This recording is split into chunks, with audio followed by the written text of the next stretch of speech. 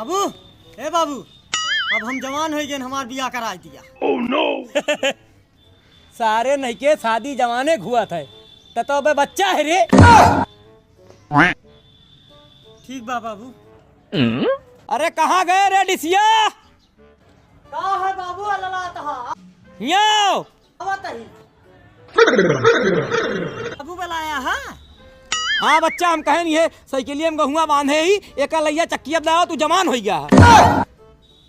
बाबू, शादी करे के तई अब हम बच्चा ही और गेहूं धरे के तई हम जवान हो गए। ये सार हमारे धरवा इतना होशियार हो गया। चल तोर बियाह अगली साल करवा दिए। हाँ बाबू। हाँ यस बाबू। हाँ लेके जा, लेके आओ जल्दी। टेंशन न लिया तू, हम जात। ओ देखा I owed him up.